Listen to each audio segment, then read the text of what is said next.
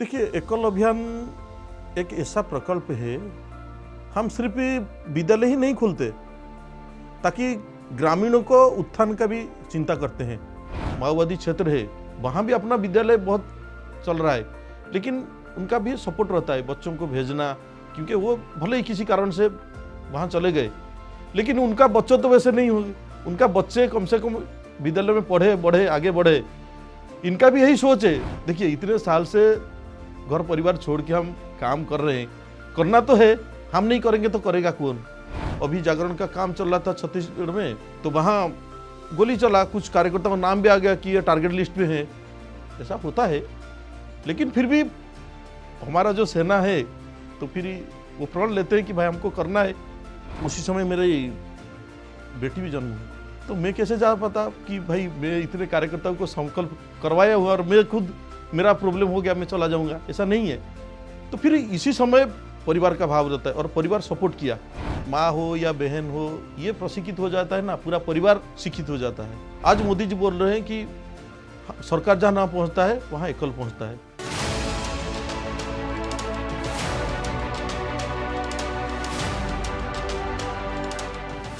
नमस्कार, स्वागत है आपका हमारे खास कार्यक्रम एकल के करमवीर में। मैं सौम्या अग्रवाल और आप देख रहे हैं एकल भारत। आज के एकल के करमवीर में हम बात करेंगे रंजीत कुमार स्वाई जी से, जो एकल से लगभग 25 सालों से जुड़े हुए हैं। तो आइए आज उनसे बातचीत शुरू करते हैं और उनसे जानते हैं एकल से जुड़ी कहानियाँ और उनके अनुभव के बारे में। स्वागत है आपका रंजीत जी। तो आइए बातचीत का सिलसिला शुरू करते हैं श्री रंजीत कुमार स्वाई के साथ। तो सर, आपका एकल अभियान से आप कैसे जुड़े? देखिए, एकल अभियान तो उड़ीसा में 98 में शुरू हो गया, तो वैसे मैं उड़ीसा का ही हूँ। तो मैं पहले संघ परिवार के साथ विश्व हिंदू परिषद का कार्यकर्ता रहा, जुड़ा रहा। तो जब एकल विद्यालय खुला उस समय हम पढ़ रहे थे, मेरा ग्रेजुएशन 98 में कंप्लीट हुआ। तो विश्व हिंदू परिषद के काम करते करते, बजेंद्र के काम करते करते देखा कि एकल अभियान का काम शुरू हो रहा है। तब आवश्यक पड़ा तो अधिकारियों ने मुझे बोले कि भाई आपको एकल का काम देखना है। तो माननीय श्याम जी का प्रवास था राउरकेला में, तो फिर मुझे वहाँ जाना पड़ा। तो फिर वहाँ देखा कि बहुत बढ़िया कार्यक्रम है, तो फिर ग्रामीण समाज का सेवा करना है, वनवासियों का सेवा करना है, तो फिर मैं जुड़ गया। तब से मैं एकल अभियान के साथ जुड़ा रहा हूँ। मेरे दायित्व अभी प्रभाग प्रमुख P2, इसमें उड़ीसा, बंगाल और छत्तीसगढ़ 3 प्रांत हैं, वहाँ का प्रमुख हूँ एकल अभियान का। तो जैसा आपने कहा, और आप कहाँ से हैं? मैं बेसिकली उड़ीसा से हूँ।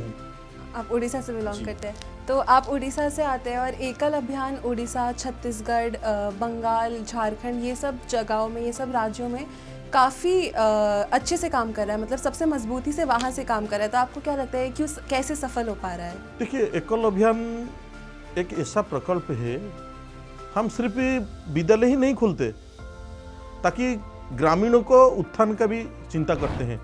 हमारा शिक्षा ठीक है, बच्चों को शिक्षा देना ये तो है ही, लेकिन ग्रामीण लोगों को समरस करना, जागरूक करना, जो छुआछूत था उसको समरस करना सबके साथ, ग्रामीण कार्यकर्ताओं को, वनवासियों को उत्थान करना, उसको पढ़ा लिखा के बड़ा करना, ये भी एकल के साथ जुड़ा हुआ है। ग्रामीण प्रोडक्ट को ऊपर तक पहुंचाना, चाहे जैसे भी काम है, लेकिन ग्रामीण लोगों को, वनवासी, क्योंकि उड़ीसा, बंगाल और छत्तीसगढ़ ऐसे वनवासी बहुल क्षेत्र है, उनको आगे उठाना ये एकल का काम है। इसीलिए हम एक प्रकार का भी वहाँ काम कर रहे हैं और संगठन भी हो रहा है। आप देखे होंगे कैसे रिजल्ट भी आ रहा है। जी। तो आज आपके पास 3 राज्यों का प्रभार है, तो ऐसे में इन वनवासी राज्यों में, वनवासी क्षेत्रों में आपका काम करने का अनुभव कैसा रहा है? देखिए, अनुभव ऐसा है, तीनों तो एक प्रकार का हमारा ट्राइबल बेल्ट भी है और माओवादी के ग्रसित क्षेत्र भी है, लेकिन शिक्षा के दृष्टि से हमको इतना मतलब प्रॉब्लम नहीं होता है, क्योंकि शिक्षा तो सबको चाहिए ही है। चाहे जो माओवाद में गए हैं, कोई विरोध करता है, लेकिन शिक्षा के हिसाब से हमको एक प्रकार का बहुत विरोध नहीं होता है। भले ही उनका दूसरे में लड़ाई है, लेकिन हम एकल अभियान अच्छा काम करते हैं। उनके माध्यम में भी जहाँ जहाँ माओवादी क्षेत्र है, वहाँ भी अपना विद्यालय बहुत चल रहा है, लेकिन उनका भी सपोर्ट रहता है बच्चों को भेजना, क्योंकि वो भले ही किसी कारण से वहाँ चले गए, लेकिन उनका बच्चा तो वैसे नहीं होंगे, उनका बच्चे कम से कम विद्यालय में पढ़े बढ़े आगे बढ़े, इनका भी यही सोच है। भले ही वो किसी कारण से चले गए, वो अलग बात है। लेकिन ये सोच उन तक पहुंचाने में भी तो बहुत मुश्किलों का सामना करना पड़ा होगा ना, तो कैसे हुआ? वो सही है, मुश्किल का तो सामना करना ही पड़ता है, लेकिन जब प्रण लेते हैं कि हमको करना है, एक बार ठान लिए करना है, तो इसलिए हमको तो जाना पड़ता है। देखिए इतने साल से घर परिवार छोड़ के हम काम कर रहे हैं, करना तो है, हम नहीं करेंगे तो करेगा कौन, ये एक भाव होता है, तो इसी कारण से जाते हैं। अभी फिलहाल ही में कुछ छुटपुट घटना घटती है, अभी जागरण का काम चल रहा था छत्तीसगढ़ में, तो वहाँ गोली चला, कुछ कार्यकर्ताओं का नाम भी आ गया कि ये टारगेट लिस्ट में है, ऐसा होता है। लेकिन फिर भी हमारा जो सेना है तो फिर वो प्रण लेते हैं कि भाई हमको करना है, इसीलिए संभव होता है। तो अभी आपने कहा कि घर परिवार भी उनको छोड़ छोड़ के जाते हैं, तो घर परिवार से आपको कितना सपोर्ट मिलता है?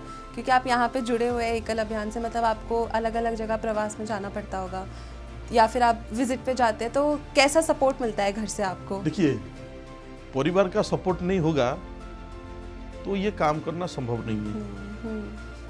तो एक थोड़ा एक कहानी बताता हूँ, ये विषय आ गया तो मैं बोलना नहीं चाहता था, फिर भी चलिए बोल देता हूँ।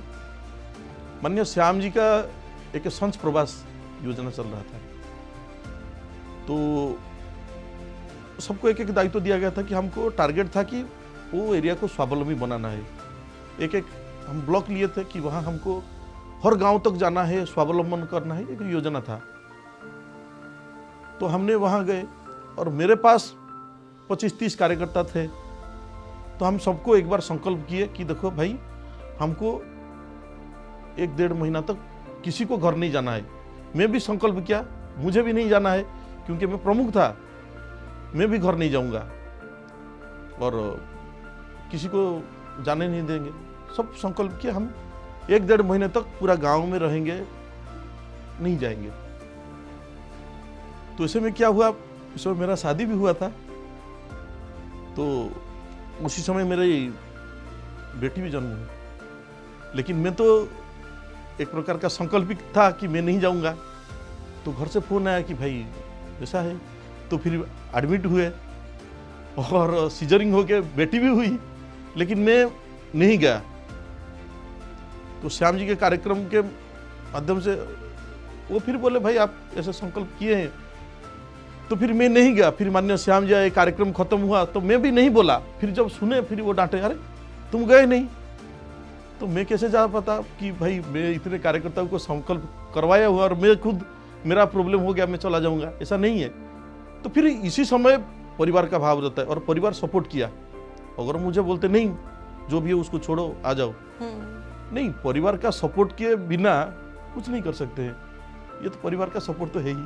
तो आपको ऐसा नहीं लगता होगा, कितने बार ऐसा मन में नहीं आया कि अब मैं परिवार को टाइम नहीं दे पा रहा हूँ या उनके साथ नहीं रह पा रहा हूँ तो ये छोड़ देता हूँ? ये क्या है ना, एक आदत ही हो गया उनको लगता है इनको बोलने से कोई फायदा ही नहीं है, क्योंकि शादी से पहले ही काम कर रहे थे, अभी बोलने से कोई फायदा है ही नहीं। तो आपको खुद से नहीं आता ये भाव? देखिए खुद को भाव मनुष्य है, आता भी है, तो कई बार आता भी है, लेकिन जब काम करने का माहौल में उलझ जाते हैं तो फिर कहीं कष्ट दूर हो जाता है। जब मैं शुरू में काम शुरू किया तो एक बार प्रवास में जा रहे थे, उसमें तो साइकिल ही था, तो एक गांव पहुंचे, बहुत तेज बुखार आया। तो मैं सोचा क्या करूं, तो ये उड़ीसा का कहानी है, ढेंकानाल जिले का। तो पहुंचा तो बहुत तेज बुखार हो गया, तो क्या करूं। उस समय बहुत कष्ट लगा कि भाई घर परिवार छोड़ के हम कहाँ पहुंच गए और इतना बुखार हो गया। तो जब बुखार सुने तो गांव के लोग सब इकट्ठा हो गए, माता बहनें, और कोई अदरक ये करके पिला रहा है, कोई शहद पिला रहा है, कोई आग लगा के, कोई घी लगा के। मतलब उससे मेरे मन रोने लगा कि एक तो परिवार छोड़ा हूं, लेकिन देखिए कितना परिवार ये ये सब जो कारण है ना, हम आज एकल में इतने साल तक हैं, ये सब जो हम देखते हैं ना, मन में कहीं जितना कष्ट होता है ना, ये कहीं दूरी हो जाता है। ये एकल का ही क्या बोले, मतलब वो एकल का ही देन है। मतलब आप परिवार से दूर होके भी परिवार के साथ होते हैं। एक परिवार तो है, लेकिन कई परिवार के साथ हम जुड़े हुए हैं। तो जैसे हम परिवार के बारे में बात करते हैं, तो आपकी पत्नी क्या करती है? नहीं, पत्नी तो हाउसवाइफ ही है। तो वो एकल से नहीं जुड़ी हुई है? नहीं, एकल से नहीं जुड़ी है, अभी हाउसवाइफ है। तो आपका एकल अभियान में अभी आपका जो पद है, उसमें आपकी पत्नी का कितना सपोर्ट रहा है, कितना योगदान रहा है कि आप यहाँ तक जो आप काम कर पा रहे हैं वो आप कर रहे हैं? नहीं, सबसे बड़ा एकल में है समयदान। हम्म। और वो जानते ही हैं, क्योंकि हम जो काम कर रहे हैं वो जानते हैं, क्योंकि हमारे अधिकारी भी जाते रहते हैं, सबसे संपर्क भी हैं, तो जानते हैं भाई। अगर क्योंकि वो देखते हैं ना, बहुत परिवार ऐसे हैं वो भी काम छोड़ के, परिवार छोड़ के काम कर रहे हैं, और मैं प्रमुख के नाते वो कैसे मुझे रोकेंगे। वो भी बोलते हैं नहीं भाई आप जाइए, ऐसा भी होता है, तो चलता है। आपने बात किया अभी समय के बारे में, और टाइम मैनेजमेंट अभी के टाइम में बहुत ज़्यादा इम्पोर्टेंट है। आप परिवार को साथ में टाइम दें, काम को टाइम दें, तो आप कैसे टाइम मैनेज करते हैं? नहीं, टाइम मैनेज मतलब हम तो 5 दिन ही घर में रहते हैं, बाकी तो 25 दिन इधर उधर घूमते हैं, उसमें तो टाइम मैनेजमेंट का काम है ही नहीं। हाँ। हम फील्ड में रहे, लेकिन जो 5 दिन रहे तो कम से कम जो परिवार का आवश्यकता है उसी 5 दिन में हम पूर्ति करते हैं, फिर बैग लेके चलते हैं अपने रास्ते में। तो जैसे कि हमें पता है कि एकल का जन्मभूमि झारखंड है, और एकल 34 सालों से लगातार काम करते आ रहा है, और उसका जो रिजल्ट है वो दिख रहा है। लेकिन झारखंड से, मतलब जैसे एकल शुरुआत हुआ तो अभी जहाँ तक है, आपको उसके बारे में क्या कहना है? आपको क्या लगता है कि क्या बदलाव आया एकल की वजह से? देखिए, भले ही झारखंड में शुरू हुआ, लेकिन पहला जब झारखंड से बाहर कर आया तो पहला उड़ीसा आया। जब उड़ीसा में काम शुरू हुआ 98-99 में, तो बहुत शिक्षा का बहुत कमी थी, क्योंकि वहाँ विद्यालय ही नहीं था। बाद में सर्व शिक्षा अभियान आया, लेकिन गांव में हम बहुत सारे पढ़ाए बच्चों को, बहुत बच्चे पढ़े, और आज भी कई बड़े पद पर भी हैं। कोई शिक्षक बन गया, कोई लेक्चरर बन गया, कोई डिफेंस में चला गया। आज वो भी क्योंकि हम नहीं होते, तो आज वही बच्चे जब जाते हैं तो पैर छू के जो प्रणाम करते हैं, गुरुजी आप उस समय आ रहे थे हमारे गांव में, अभी हम प्रवास में गए थे, अभी एक जो लड़का उस समय पढ़ रहा था, अभी वो लेक्चरर है। अच्छा। और हमारे समिति में आ गया, तो फिर पाँव छू के प्रणाम किया। मैं भी प्रवास में गया था, तो बोला तुम क्या करना है भाई, एक तो तुमको जो विद्यालय पढ़ाए तुमको तो एक विद्यालय देना है। वो बोला हाँ देना है, तो फिर एक विद्यालय का दो। अभी एक शिक्षक बन गया। ऐसे कोई क्या है, सही में बदलाव लाए हैं, लेकिन उस समय क्या है, हमारा कोई लेखा जोखा नहीं था, हम लिखित नहीं कर रहे थे भाई ये सब। आज जैसे जमाना बदल गया, अभी सब रिकॉर्डिंग हो रहा है ना, उस समय फोन था ना मोबाइल था, इसीलिए हमारा कोई रिकॉर्ड नहीं है। नहीं तो बदलाव तो बहुत हुआ है, और जमीन पर दिखाई भी दे रहा है। अगर हम नहीं होते तो आज और एक पक्ष देखते हैं, उड़ीसा या झारखंड या छत्तीसगढ़ देखिए, वहाँ क्रिश्चियनिटी भी एक प्रकार का वो भी एक काम है। और हम हिंदुत्व की बात बोलते हैं, हम अपने धर्म परंपरा की बात बोलते हैं, कहीं वो भी उस समय भी धर्मांतरण काम चल रहा था। एकल गया, हमारे धर्म, संस्कृति, शिक्षा ये सब सिखाया, कम से कम लोगों को एक भाव जगा कि मेरा दायित्व क्या है, मेरा संस्कार क्या है, मेरा धर्म क्या है। इसी बहाने वो भी कम से कम अपने रीति नीति, पूजा पाठ हो तो समझे, गांव में सत्संग होने लगा, ये सब काम हुआ। और कई जगह छोड़ भी दिए जो शराब। एक तो मेरे ख्याल से जी न्यूज का एक टीम गए थे, मुझे फोन किए, तो मैं गया केवंझर का एक गांव, ऐसा नहीं छोड़ दे भाई, हम गए तो शूटिंग करने, वो गए थे, मैं इनके साथ गया था। पूछे कैसे छोड़ दिए, ये बोले ये विद्यालय खोले पहले, उसके बाद बोले भाई सप्ताह में महीने में एक बार सत्संग करना है। फिर 1 महीने के बाद फिर बोले नहीं हमको 15 दिन में करना है। अरे भाई वो सत्संग करेंगे, भगवान का नाम लेंगे, कैसे शराब पिएंगे? तो फिर नहीं सप्ताह में करना है। नहीं सप्ताह में करना है तो फिर 1 सप्ताह में छोड़ के फिर रोज सत्संग कर रहे हैं तो कैसे शराब पिएंगे? ऐसे आसानी से छोड़ दिए। यही जी न्यूज वाले गले शूटिंग करने में भी था साथ में हमारे, मैं भी देखा कितना आसानी से छोड़ दिए। एक विद्यालय के कारण ये तो बदलाव हुआ ना। केवंझर का कंठदास एक गांव था, ये भी हम क्या है उस समय रिकॉर्ड नहीं रखे, लेकिन हुआ तो है बदलाव। जैसा आपने गांव का मेंशन किया, अब जैसे एकल अभियान जो है, एकल विद्यालय हो गया, ये भारत के हर छोटे से छोटे गांव में है लगभग। और प्रधानमंत्री नरेंद्र मोदी जी ने भी कहा है कि जहां सरकारें नहीं पहुंच पाती वहां एकल अभियान पहुंच रहा है। तो आपको क्या लगता है कि ये क्यों मुमकिन हो पा रहा है? मुमकिन हो पा रहा है क्योंकि हम लोगों के साथ जुड़े हैं और लोगों को ही काम करते हैं। क्योंकि आज अगर बच्चे, क्योंकि वनवासी क्षेत्र है ना, अगर वनवासी क्षेत्र में आप जाएंगे, जो माता पिता जी हैं क्या है, वो किसी काम के लिए, वो रोजगार तो है ही नहीं, वो जंगल चले जाते हैं। जो बड़े बच्चे हैं उनके, उसका काम क्या रहता है? जो छोटे बच्चे हैं ना, उनके परिवार में 3, 4, 5 बच्चे रहते हैं, बड़े का काम रहता है छोटों को संभालना। तो अगर ये संभालेगा तो 10 से 4 विद्यालय कहाँ जा पाएगा? उनको पढ़ाने का काम क्या सरकार का नहीं है? उनको पढ़ाने का काम क्या समाज का नहीं है? आज हम पढ़े किसके माध्यम से? समाज तो पढ़ाया ना। तो ये क्या हमारा दायित्व नहीं है? तो इसीलिए एकल अभियान तो हम खोले। जो बच्चे विद्यालय तक नहीं पहुंचते हम उनको पढ़ाएंगे, ये तो काम हमारा ही था ना। तो फिर हम वही काम कर रहे हैं, इसीलिए समाज हमको भाई बोल रहा है ये अच्छे काम कर रहे हैं।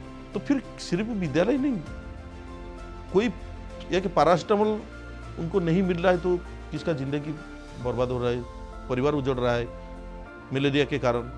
तो उनको एक मेडिसिन देना, उनको जागरूक करना, ये क्या हमारा काम नहीं है? काम तो है ही। आज मलेरिया किस कारण हो रहा है? भाई पानी गंदगी हो रहा है, पानी जम रहा है। एक सोकपीट करके उसको पानी को नीचे कर लो, साफ सफाई रखो, तो करेंगे तो हम तो उनके ही काम कर रहे हैं। इसीलिए इतना आदृत हो रहा है।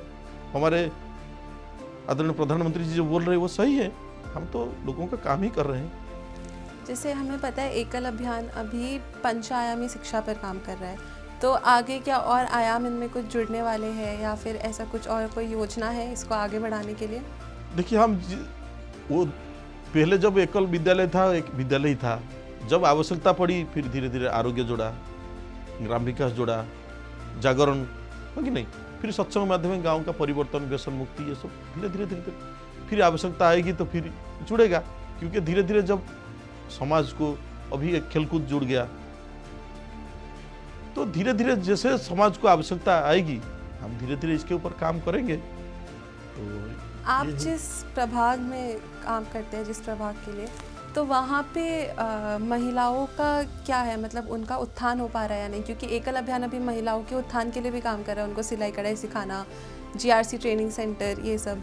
तो वहाँ पे क्या हो रहा है, उनका डेवलपमेंट हो पा रहा है या नहीं हो पा रहा है? बिल्कुल सही बात पूछे। अब बिल्कुल महिलाओं का जागरूक हो रहा है, क्योंकि जो GRC का बात कहे, हमारे उड़ीसा में, बेसिकली उड़ीसा और बंगाल देखा जाए तो 3 जगह है। क्योंकि महिलाओं को हम ज़्यादातर प्रशिक्षित करते हैं, कम से कम वो स्वावलंबी बने। और एक माँ हो या बहन हो, ये प्रशिक्षित हो जाता है ना, पूरा परिवार शिक्षित हो जाता है। चाहे टेलरिंग के कारण हो, अगर वो सीख गया तो भाई बच्चों का और गांव का और 5-7 लोगों को सिखा सकता है। और ऐसा नहीं है कि गरीब का परिभाषा है कि भाई फटा टूटा कपड़ा पहने, ऐसा तो है ही नहीं। तो भले ही कम दाम का हो, लेकिन थोड़ा सिलाई ठीक से हो, बढ़िया, कम से कम खुद कर सकते हैं। कहीं टाउन जाएंगे 10-50 खर्चा होगा, चलो टूटा मोटा पहन लेते हैं। लेकिन आज एकल के माध्यम से कम से कम तो इतना तो कर पा रहे हैं। और छोटी काम सिलाई के माध्यम से हर गांव 5-10 बहनों को सिखा रहे हैं, वो 8-10 बहनों को फिर सिखाए। आज कंप्यूटर के माध्यम से एकल ऑन व्हील चल रहा है, इनके माध्यम से तो कम से कम हम बहुत बेटियों को सिखा दिए और वो आज कहीं कहीं काम में है, रोजगार भी कर रहे हैं, एम्पावरमेंट कर रही है। ये तो हो ही रहा है। सही बात है। और ये मुझे लगता है एकल ऑन व्हील्स या जो है सिर्फ महिलाओं के लिए नहीं, ये युवा के लिए भी बहुत ज़रूरी है। बिल्कुल। गांव के जो युवा है वो उनको एक प्लेटफॉर्म मिल रहा है, तो इसके बारे में आपका क्या कहना है? क्योंकि युवा ही फ्यूचर है देश के। बिल्कुल बिल्कुल। तो ये कैसे उनका कैसे डेवलपमेंट, उनका कैसे उत्थान हो रहा है? बिल्कुल, आजकल भारत तो युवा का देश है और सही में युवा बहुत आते हैं, क्योंकि आजकल क्रेज बदल गया, कंप्यूटर लैपटॉप हो गया, क्योंकि आजकल तो सब आप ई फाइलिंग करते हैं, चाहे कोई प्रोफाइल आपका बनाना है तो कंप्यूटर में बनाओगे, कहीं भेजना है तो ईमेल में भेजना है। लेकिन आजकल युवा पीढ़ी को तो चाहिए, इसीलिए एकल ऑन व्हील हो या हमारे जो कंप्यूटर सेंटर है उसमें सिखाते हैं और बच्चे बढ़िया से सीखते भी हैं। सही में आप जो बोले, भारत को ये चाहिए और आज डिजिटल क्षेत्र में भारत आगे बढ़ रहा है और ये अच्छा है। हम एकल सरकार को सपोर्ट कर रहे हैं, माननीय प्रधानमंत्री जी जो विजन रखते हैं हम उनको सपोर्ट कर रहे हैं। सही है, बढ़िया है। तो बातचीत खत्म करने से पहले आप मुझे ये बताइए, आप एकल अभियान को आने वाले 10 साल में कहाँ देखते हैं? देखिए, हमारा लक्ष्य तो है हम भारत को विश्व गुरु बनाएं, उसमें एकल अभियान का जो भी सहयोग रहेगा हम बेझिझक करते रहेंगे, क्योंकि समय तो दिए हैं, बीड़ा तो उठाए, करेंगे ही। और एकल के माध्यम से समाज उत्थान के लिए जो जो काम करना पड़ेगा हम बिल्कुल करेंगे। जैसा कि आपने कहा, प्रधानमंत्री नरेंद्र मोदी जी इसकी प्रशंसा कर रहे हैं, एकल अभियान जो काम कर रहा है उसकी, लेकिन एकल अभियान को चालू हुए लगभग 34-35 साल हो गए हैं। तो नरेंद्र मोदी जी की सरकार से पहले दूसरी सरकारें हुआ करती थी, अलग अलग आई है, तो उनसे क्या सपोर्ट मिला है? वो लोग सपोर्ट करते थे या नहीं, या फिर उनसे कुछ मतलब कैसा, इसके बारे में क्या कहना है आपका? देखिए, जब मोदी जी की सरकार नहीं था, एकल तो पहले शुरू हो गया, उस समय एक ही सरकार था, तो सरकार के समय हम काम करते रहे,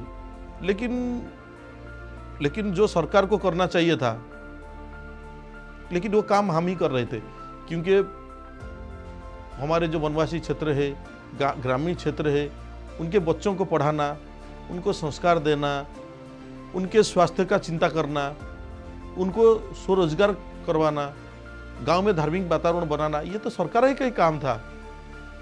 लेकिन पिछले सरकार ने किया नहीं, हम कर रहे थे, लेकिन हमको कहीं कोई रिकॉग्निशन नहीं मिला, कोई एकल के बारे में बोला ही नहीं जी।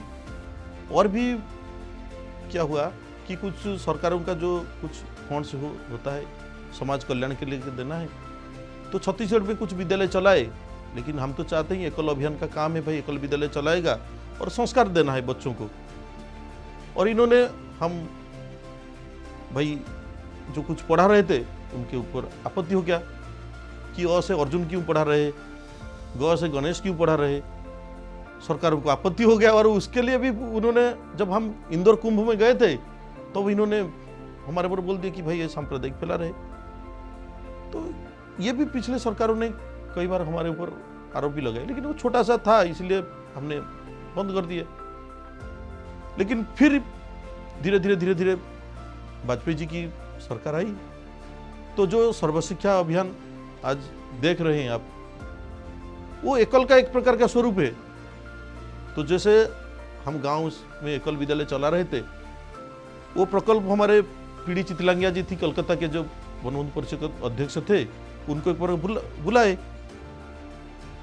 और वहाँ हमारे उस समय शिक्षा मंत्री रहे मुरली मनोहर जोशी, तो एकल अभियान का, एकल विद्यालय का स्वरूप बताए वहाँ पार्लियामेंट में। लेकिन जब सरस्वती वंदना के विषय आया तो फिर विवाद हो गया। लेकिन एक ही जो हमारा एकल विद्यालय का स्वरूप फिर सर्व शिक्षा अभियान में चला, और ये धीरे धीरे आज सभी जगह हम शिक्षा पहुंचा पाए सरकार के माध्यम से। चले, अच्छा है, सरकार वो काम कर रहा है, हमको तो शिक्षित करना है, संस्कारित करना है, ये काम पर हम लगे रहे। तो जैसे एकल और भी कई छोटे छोटे गाँवों में भी काम कर रहा है, और कुछ ऐसे गाँव में काम कर रहा है जिनके सरकार से एकल की विचारधारा पूरी अलग होगी, तो उससे कैसे आप लोग डील करते हैं? नहीं, सरकार का विचारधारा अलग हो सकता है, लेकिन सरकार का जो काम है सरकार नहीं करेगा तो समाज तो करेगा ही ना।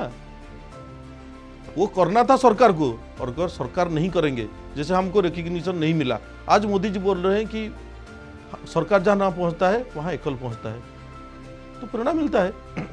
अगर बाकी जगह सरकार नहीं करेंगे तो काम तो हम तो छोड़ेंगे ही नहीं ना, हमको तो करना है। हम इसी के लिए परिवार छोड़ के ये काम में लगे हैं। तो सरकार जो नहीं करेगा, जितना कर पाएंगे हम करेंगे। वो तो काम तो सरकार का है, वो करे ना करे उनका है, क्योंकि सरकार आते हैं बदलते हैं, लेकिन हमको तो करना है। भारत को विश्वगुरु बनाने तक हमको जो करना है, हम सबको मिलकर जो करना है। तो ये थे रंजीत कुमार स्वाय जी, जो एकल अभियान से जुड़कर भारत को विश्वगुरु बनाने के सपने को साकार करने में लगे हुए हैं। तो आप जुड़े रहिए हमारे साथ, हम आपके लिए ऐसे ही ज़मीनी स्तर से जुड़े हुए कार्यकर्ताओं को लाते रहेंगे और उनकी कहानियाँ आपको सुनाते रहेंगे। तब तक के लिए देखते रहिए एकल भारत।